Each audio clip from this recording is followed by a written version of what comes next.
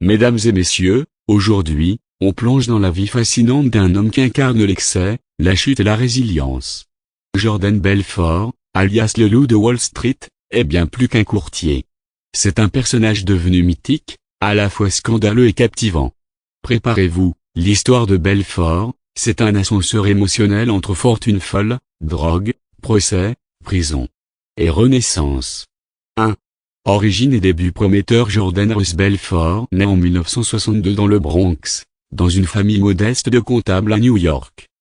Très jeune, il révèle un talent naturel pour la vente. Entre 2 ans de lycée et d'université, il monte une entreprise de glace italienne et engrange $20 000 en un été.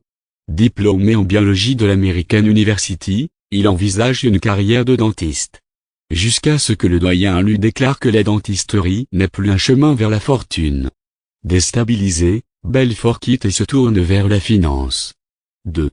Stratton-Acmont, la fortune bâtie sur des sables glissants. En 1987, Belfort devient courtier chez elle. F. Rothschild, mais le lundi noir provoque la faillite de la firme. 2 ans plus tard, il fonde Stratton-Acmont, avec Danny Porush. La société excelle dans les schémas pump and dump sur des penny stocks, manipule les cours et escroque des investisseurs peu méfiants. Elle deviendra l'une des plus grosses maisons de courtage des années 1990, employant plus de 1000 courtiers et supervisant plus d'1 milliard de dollars d'actifs. 3.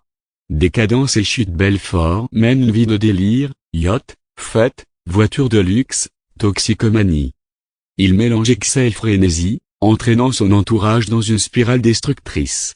L'histoire du yacht Nadine, coulé lors d'une tempête alors qu'il insistait à y naviguer malgré les avertissements du capitaine, résume bien ses dérives. Les autorités finissent par le rattraper. En 1999, Belfort plaide coupable de fraude et de blanchiment d'argent. Il est condamné à 4 ans de prison, mais ne purge que 22 mois, en échange de sa collaboration avec le FBI. Il est aussi condamné à verser $110 millions de restitution, une dette toujours partiellement remboursée à ce jour. 4. Renaissance publique, l'écrivain et le conférencier dès sa sortie, Belfort capitalise sur son image.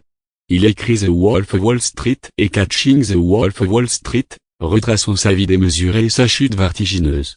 Le premier devient un best-seller et est adapté en film en 2013, sous la direction de Martin Scorsese, avec Leonardo DiCaprio dans le rôle principal. Belfort réinvente son image en tant que speaker motivationnel, créateur de la méthode Straight Line System, centrée sur la persuasion et la vente éthique. Il écrit d'autres ouvrages comme Where the Wolf et The Wolf of Investing, dans lequel il promeut des stratégies d'investissement plus responsables. 5. Aujourd'hui, entre famille, conférences et controverses. Aujourd'hui, Belfort s'érige en conférencier international, formateur et auteur à succès.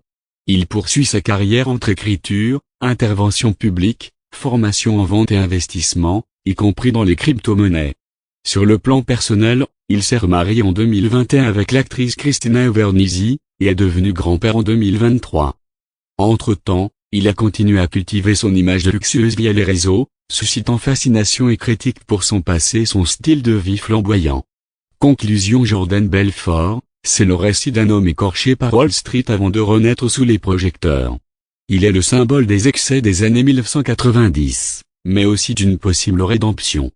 Courtier hors norme, escroc notoire, écrivain best-seller, coach en persuasion, il incarne l'archétype du loup qui, après avoir tout perdu, a appris à séduire autrement.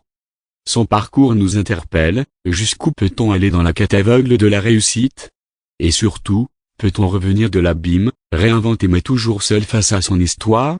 Si cela vous intrigue, n'oubliez pas de liker et de vous abonner. L'histoire ne fait que commencer dans les coulisses du succès.